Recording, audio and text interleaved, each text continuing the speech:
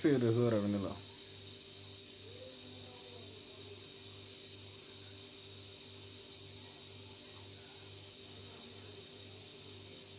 Connexion revenu là. Salut. Burama Damele. Paraît que la connexion est fin à Dogongo. Kuyate Mariam, merci. Bachita Oulabon. Bon, c'est une vidéo internet. Il y a une connexion à Mindflow. Celle-là. Voilà, si ça vendrait à Ougana. Parce que moi, je vois personne. Au salut, Bachita Oula. Voilà. Adja Darame, Bachite. Alagana Bachika aussi là. Partagez la vidéo. Aga liker. Bon, nous avons maintenant Aglina entre RAS 24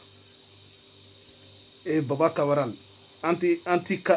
Kartinina Mogo. Sabula Ambe Mogo Kartinina Nare. Kartinina Retenebolo. Enfin, il y a Atenebolo à Resino Doron de Venebolo. Mais Resino, on va placer bien Yahwa. Mais peut-être une tabora, mais matin en fait. Bon, nous me faisons d'aro euro de là. Ne agila anti Kartina Mogo, ou Luka Keller, ou ye mune fofolo, ou Keller damne do. Konu ute Mogoga. Passeport de pour que passeport ka bo ku ga carte na effacer ka bo la hagla wo fu ga kala dam no la nye Baba Kabaral ga viro la me ye RAS 24 ga viro chamana me aga anti carte na kala ina parce que Baba Kabaral ko RAS 24 nte chenga ku ole consulat d'Atougou français. En tout cas, pour moi, Malien flâné, Malien te sera clénenta ni violence makula. Bela jenembo don Malikono. Malien te sera clénenta ni ma violence tagu segere. Malien bela jenembo kalama. U bora folo u ye mangan chamanke ko carte naga bo Mali passeport kola. Ko sabula Malien chama mago be passeport la. Ni ya me bi Mali che koga mogo do de ango chien fore donc ko chamandala no jamana koga passeport ko kama ko uga papier ko tega nyana bo ajo aya geto de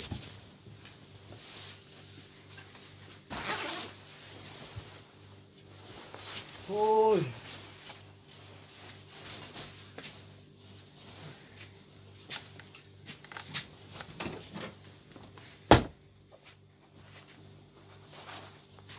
aya geto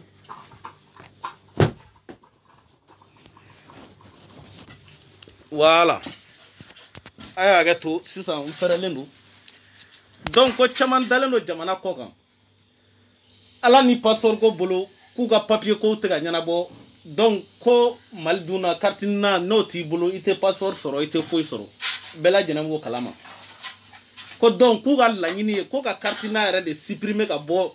passeport ko la ni carte d'identité bi bolo ou bien ni ga wolo sewon bi bolo ni ga dossier dafale mi bolo aga ira doro ki malien donc iga passeport soro ko ka kartina ko de effacer ka bola ko sablo ko kartina ko era nana ni problème ye fen chamana wo kuma fo ga kuma kono ntuma viro chamana a viro la suwa shigo ntmeke malga fitinu ntmeke ntuma viro chamana ko ga kuma chamana donc uma songu la main donc oldunga carte na ko ni femme nyana boyorom na o consulat di utara consulat mine ko ci ko fo consulat fermera Baba Kabaral rega kuma la ko ale ret me groupe nun kono kale tumuga antinina groupe nun kono nala kale tumba kono ko me kale isigi ko ga lajel ni fionke ko ale bora kale nana ye ko violence ta fura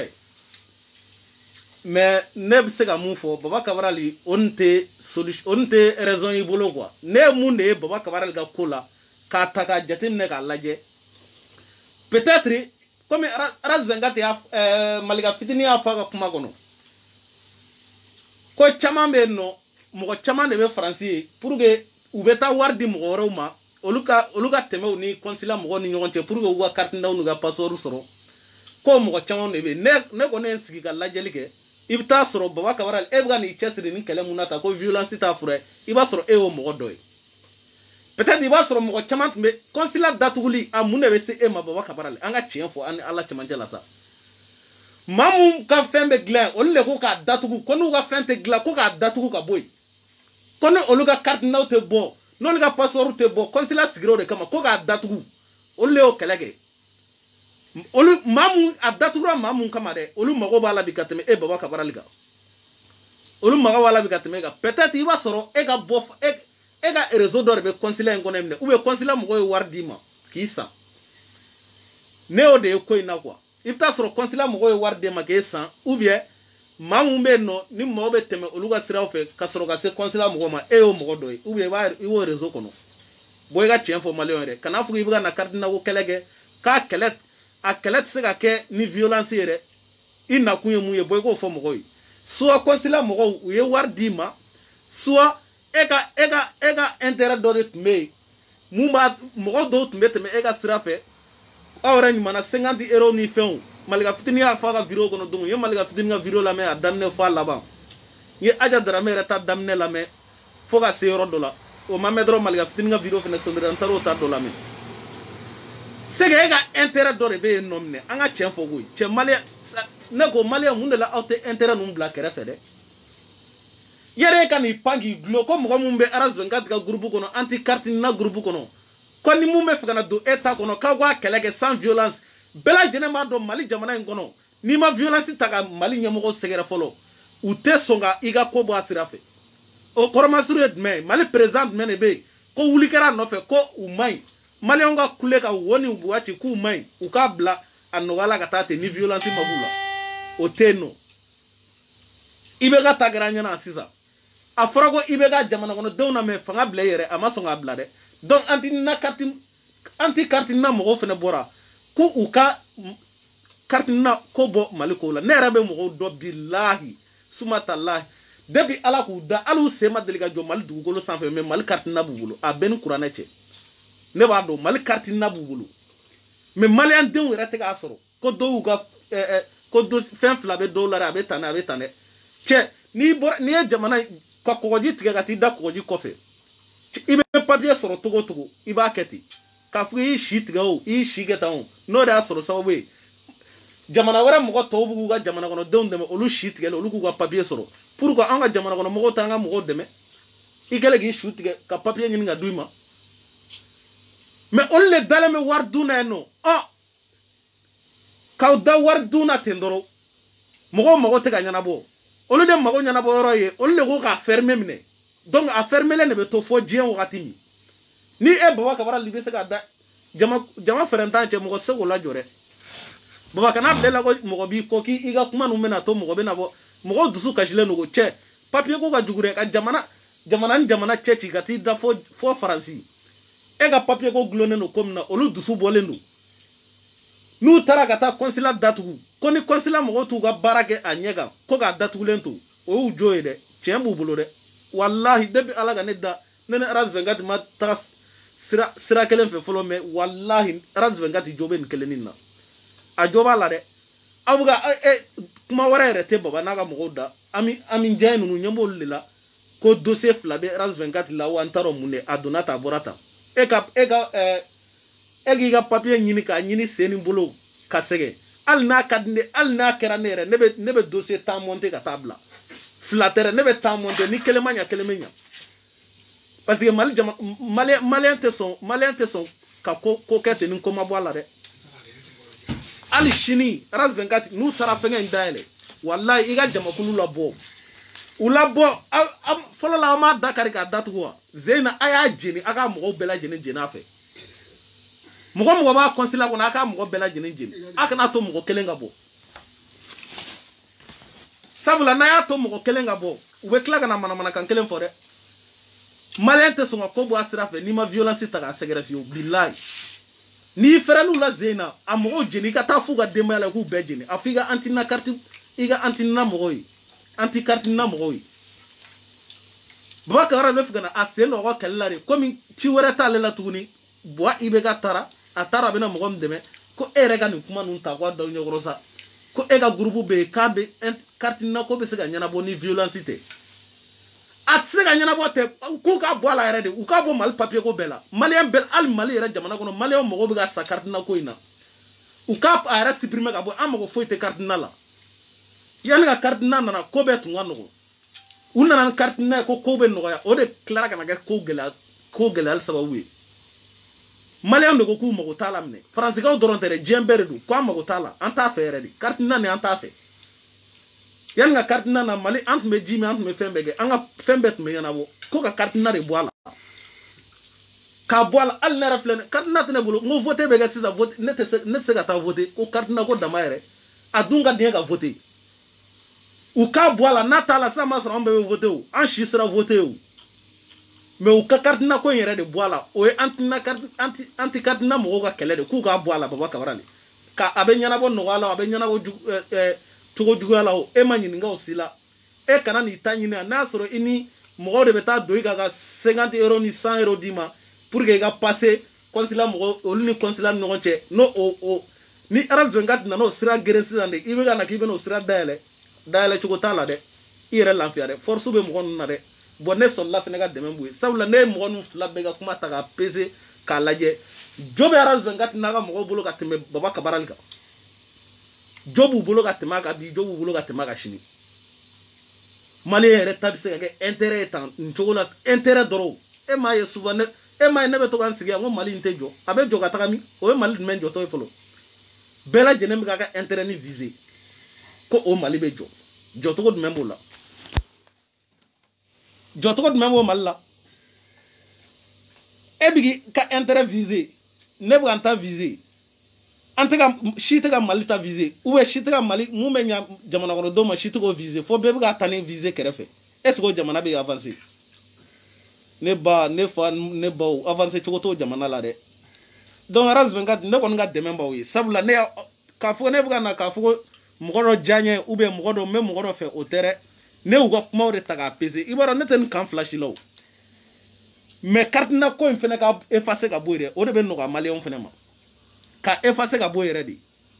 ore no ka malien ma ne odi ore no ka malien ma ko sebe parce que joda fo ete carte na ka mo sako mo sa do ne du ni mbache ni mo sate mo sa do re ite tiga ko la fi mo ga se bo ali mali era jamana ko no billahi I mo be jog ibeta arave kede wan soro mo be cardinal abe se ka munga ka soro mabo abe sankele san flabo ko obebo franci kana abo franci mun fene la kana o français o kono fene o dugo no mo te ka soro o mala danga dia su mendu ko o feme ta gla fo franci di abe gla français o mun fene la o lu fene anga male mun o lu mo bala o lu fene te ka soro etugun esgo here akola o te here donc anga chien fo ngana baba kabara ni biga duntare ko iga dunwo a gerene no sisa atena soro sisa fiu sabla aras vengati ya senda odala nibe kore nyini o nyine auto ulaga ta barage ibega kle o bana koy viro kote war soro tugune ani turgu de o te war soro tugune ibega kle o bana pepepe o mai ibega kle bana de ay ulaga ta baroke sino kati deno mo kurando tale français o ba fugo baba kabara donia dobani relation doban consulat mo che anga ta 50 € dama anga ta 100 € dama abanga carte nda ko nyana bo abanga passeport ko nyana bo ne bado eta kunyodi eta kunde anti carte na ko kelere eta ku ga o wode girena ne sigi ga fleli ke ko sebe ko wode girena o benata awre nyana saga dendo fene buga ta tugu ko o kele ko baba ka wara la raison il y a quelle raison même baba bolon ko ina mamu mogo bala olule mogo bala bo olule mogo be cardinal avec glaram na olule go fermé aga fermer yɛrɛ dɔrɔn tɛ dɛ ko k'a bɔ Mali yɛrɛ ko yɛrɛ de la yɛrɛ o yɛrɛ de y'a ɲanama ye minɛ aw kana kɛlɛ wɛrɛ kɛ dɛ a y'a fɔ yɛrɛ de cardinal nin ka effacer ka bɔ yen parce que depuis cardinal ko cardinal Aravey kɛra wagati mun na ta Aravey kɛ san fɔlɔ fɔlɔ a y'a sɔrɔ anw si ma se a y'a sɔrɔ anw si ma se u ye anw taw kɛ anw taw ma bɔ mais u ye anw tɔgɔw ni fɛnw ta ani an ka fɛngɛ ninnu u y'olu ta anw ka Aravey an ka cardinal ma bɔ foyi foyi u ye RSI dɔ kɔni RSI dɔ bɛ ne bolo o bɛ passeport bɔ o RSI de bɛ ne bolo hali sini i bɛ taa hali ne ta bɔra a ma bɔ ne t'o kalama hali bi u yɛrɛ di anw ma mais mɔgɔ dɔw de bɛ bi dɛ jamana wɛrɛ mɔgɔw olu bɛ taa taper bi dɔrɔn a bɛ bɔ ka d'olu ma alors que maliyɛnw yɛrɛ mago b'a la a tɛ ka d'olu ma a y'a supprimer ka bɔ yen peut-être dɔ y'a k'u ka dugu la o ta bɔra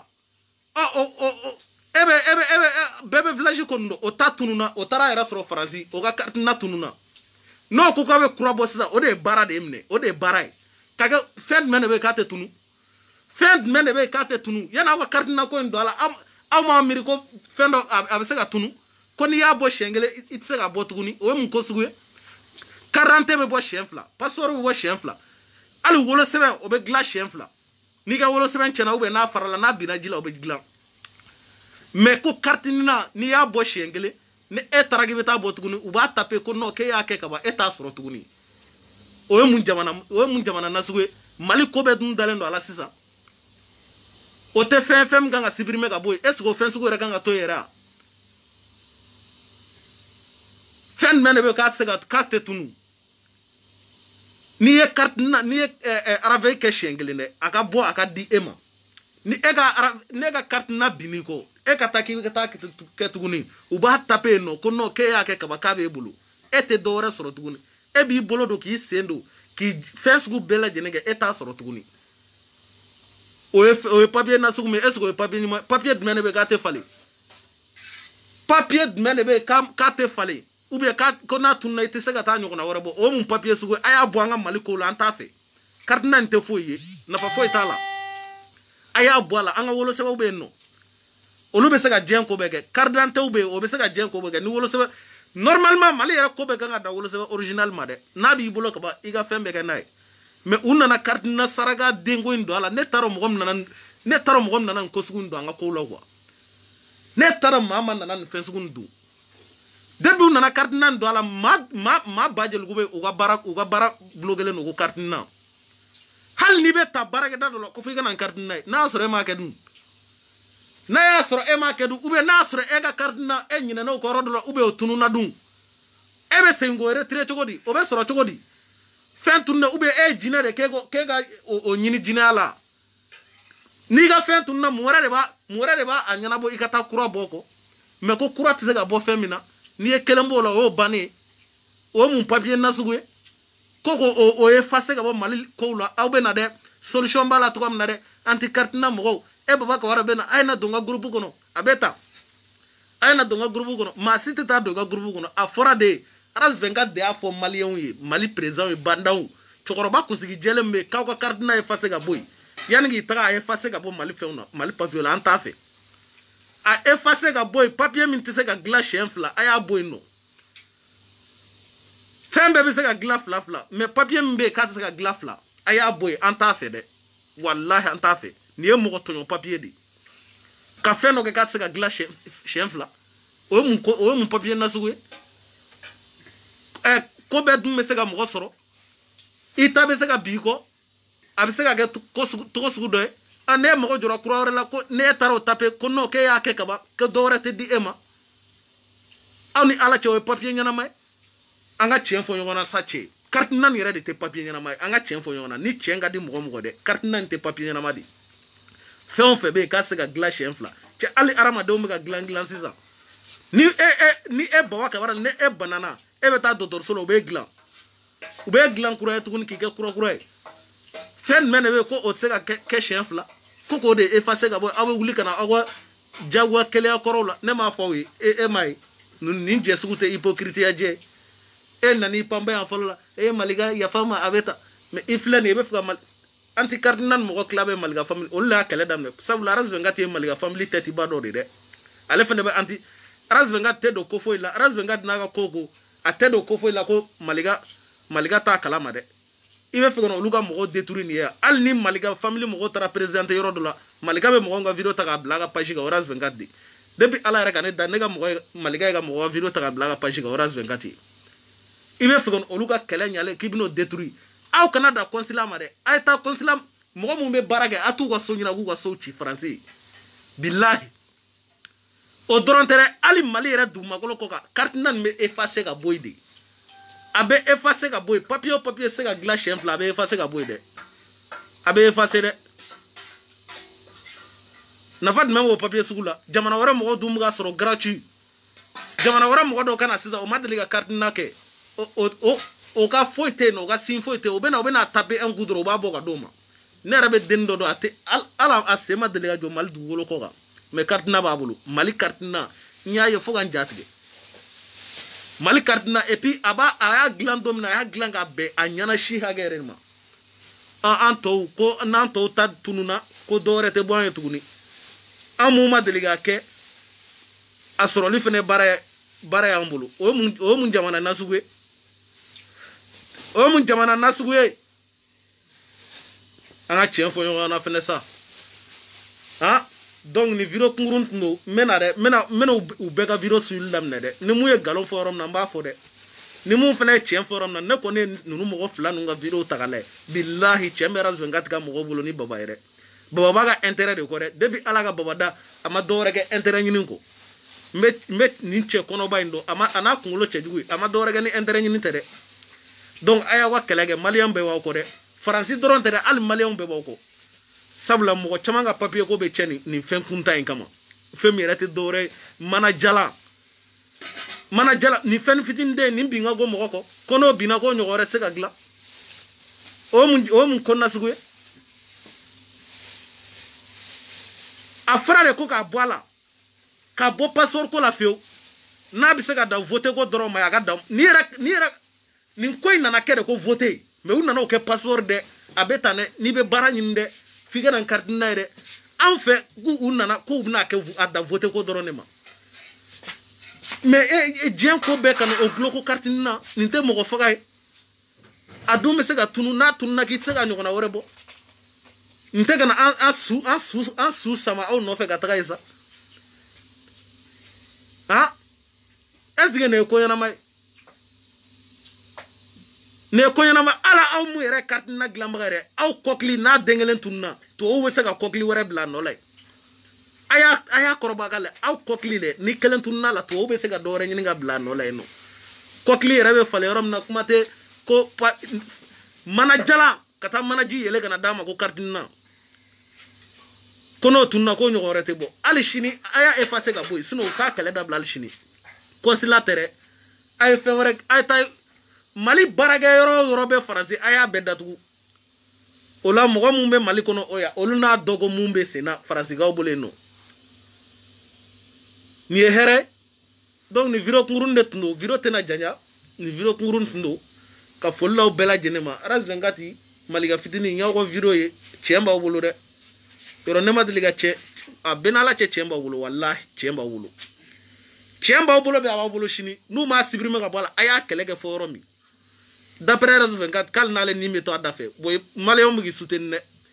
faransikaw dɔrɔn tɛ dɛ hali Mali yɛrɛ dugumakolo kɔ mɔgɔw ka kow bɛ caya a kama a m'a faamu donc o de tun don k'aw bɛɛ lajɛlen fo mɔgɔ mɔgɔ tun bɛ yan Jessica Mete ne ba Linja Sangare quoi Lassana Sangare merci yɛlɛko tɛ nin na koyi ne bɛ ka tiɲɛ de fɔ Kulubali Dirisa merci beaucoup Kulubali Dirisa yɛlɛko tɛ nin na ne bɛ ka n ka tiɲɛ de fɔ donc ne ka tiɲɛ bɛ boli dɔ kunkolo sanfɛ o ye diyagoya ye Orodo Fadou merci non tiɲɛ bɛ Orange 24 bolo nin na koyi tiɲɛ don an tɛ ɲɔgɔn kan fɔ sa mais tiɲɛ b'a bolo nin na dɛ Sam Jabate a bɛ cogo di Soumana Sila merci Baba est diviseur de lutte Boubacar Damele Gundo Jawara Baba est diviseur de lutte Baba a dun tɛ se ka nin kelen nin diviser dɛ sabula maliyɛnw déterminé don Mahmoud Keita merci Mahmoud Keita maliyɛnw déterminé don u déterminé don donc ala ka barika da o la dɛ carte nakɔ kɛlɛlaw maliyɛnw b'aw nɔfɛ a la dɛ ala ka barikaba dɔw la hali bi aja darame aw kana aras 24 labila cɛ in bolo dɛ baba bolo dɛ a binnen don a bɛ fɛ ka na lawuli a yɛrɛ lawuli n'aw ye de aw kana labila mɔgɔ si bolo m'a faamu Ismaël Togola. Merci à vous aussi, non? Merci à vous tous. Ka folla bella jene big up. Mogo tumbe a bella jene foleno. I wish money so laga wish. Ni muso kelen ni so la kan tro. Ka folla bella jene Mustafa ka bella jene ne ba linja o bella jene foleno. 100 € linja. Ako kabna prochaine fois que 500 €. Ala ka barika de la. Miju lagare dagantigi. Sam Jabate a Faransi cɛw fɛnɛ kɔni na kɔni Samu ɲɔgɔn t'u la dɛ an ko tiɲɛ fɔ dɛ waati bɛɛ Samu bɛ ne touché mais ma cɛ si ye Faransi fɔlɔ mun de la ka fɔ sɔrɔla cɛ i tɛ 20 minɛ ka taa fɔ i tɛ euro 20 minɛ ka taa forfait san o cɛ o t'u la yɛrɛ mais waati bɛɛ Samu bɛ to ka n touché awɔ o kɔni Jésica Mete merci Mamadou Diallo merci Mijou Lagare dagantigi aw bɛɛ folen don ne ba Zara aw bɛɛ folen don oh Fatmata Zara kone koni kone muso aw bɛɛ lajɛlen fo tanti Matu tanti Dindi Saranjalo aw bɛɛ lajɛlen folen don ne fɛnɛ yelen bɛ digi dɔw la de i m'a faamu an dun filɛ nin an ye gɔnmɛlaw de n'i y'a k'anw na bilahi a bɛ lasegin i yɛrɛ kan